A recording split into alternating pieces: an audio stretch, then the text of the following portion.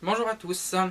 On a vu dans la vidéo précédente que la connaissance des triangles rectangles nous permettait d'attaquer n'importe quel triangle totalement quelconque, tout simplement en découpant ce triangle quelconque en deux triangles rectangles. Ça, c'est toujours vrai. Si vous avez un triangle rectangle dont vous connaissez suffisamment de paramètres, eh bien, avec cette méthode, découper en deux triangles rectangles, étudier séparément les deux triangles rectangles, vous pourrez toujours étudier votre triangle d'une manière générale. Ceci dit, il existe quand même en trigonométrie des raccourcis, c'est-à-dire des petits résultats qui s'appliquent au triangle en général et qui permettent d'éviter de refaire tous ces calculs à chaque fois. Vous avez vu dans la vidéo précédente que ça pouvait être un peu long de temps en temps de prendre le premier triangle, étudier tous ses paramètres, prendre le deuxième triangle rectangle, étudier ses paramètres, et puis après faire la somme de tout ça. Ça peut prendre un peu de temps. Eh bien, il existe des formules qui permettent de faire un raccourci et de trouver plus rapidement les paramètres directement dans un triangle totalement quelconque. La première de ces formules, qu'on va voir dans cette vidéo, elle s'appelle la loi des sinus. Alors pour voir ce qu'est la loi des sinus, commençons par prendre un triangle quelconque, par exemple comme ceci, et on va nommer ces 6 paramètres. Par exemple, les 3 côtés, on va les appeler A, B et C. Et ces 3 angles, on va les appeler alpha, bêta et gamma, donc c'est les 3 premières lettres de l'alphabet grec, et souvent ça se fait en utilisant la lettre alpha, qui est la première lettre de l'alphabet grec, en la mettant en face du côté A. Donc on va mettre alpha en face de A, bêta en face de B, et gamma en face de C. C'est la façon usuelle de noter les 6 paramètres d'un triangle totalement quelconque, donc vous voyez que les angles et les côtés vont par paire. On a les deux côtés opposés qui s'appellent alpha et A, l'angle et les côtés opposés qui s'appellent bêta et B, et puis gamma et C.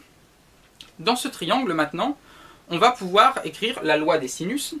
Et pour démontrer et pour voir comment elle fonctionne, cette loi des sinus, commençons par découper notre triangle en 2 triangles rectangles par la hauteur comme on a fait jusque-là. Alors là, si je découpe par la hauteur, c'est uniquement pour vous démontrer comment fonctionne la loi des sinus. Mais une fois qu'on la connaîtra, la loi des sinus, à la fin de cette vidéo, il n'y aura plus besoin de faire ça à chaque fois, il suffira de l'utiliser telle qu'on va la voir.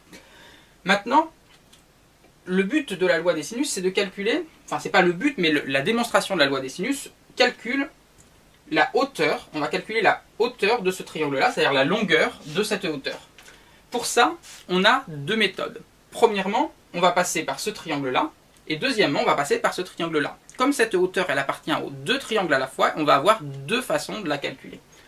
Premièrement, regardons dans ce triangle-là. On connaît l'angle bêta, on connaît l'hypoténuse qui vaut A, et donc on peut calculer le côté qui est le côté opposé à l'angle bêta.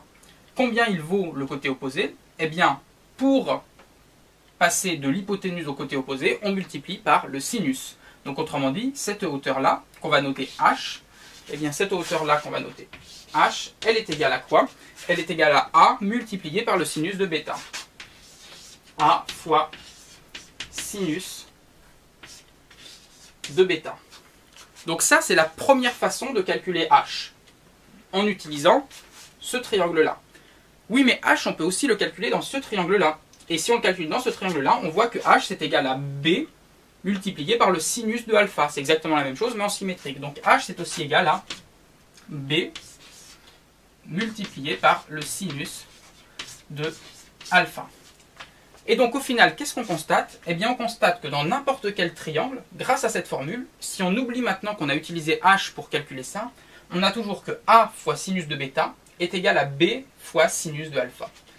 Et ça, cette formule, il y a une façon de la rendre plus jolie à utiliser, c'est de diviser des 2 côtés par A et par B. Si on divise par A et par B des 2 côtés, ici on va diviser par A, donc ça va supprimer le A. On va diviser par B, ça va faire diviser par B. Donc on va obtenir sinus de bêta divisé par B. De ce côté-là, si on divise par A et par B, quand on divise par B, ça supprime le B. Et quand on divise par A, eh bien ça fait sinus alpha sur A. Donc ici, on va avoir sinus alpha sur A.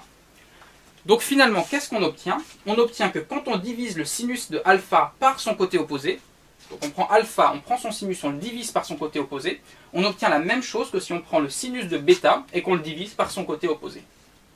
Ça c'est vrai pour les angles alpha et bêta, Mais vous imaginez que si on avait pris une autre hauteur, parce qu'un triangle ça a toujours 3 hauteurs, si à la place de cette hauteur-là, on avait découpé par cette hauteur-là ou par cette hauteur-là, on aurait eu la même chose, la même formule, sauf qu'au lieu d'avoir sinus alpha sur A et sinus bêta sur B, eh bien on aurait eu soit sinus alpha sur A et sinus gamma sur C, qui serait intervenu en plus, soit sinus bêta sur B et sinus gamma sur C. Autrement dit, en choisissant une autre hauteur, eh bien on a la même formule, mais qui fait aussi intervenir l'autre angle et l'autre côté opposé, à savoir gamma et C.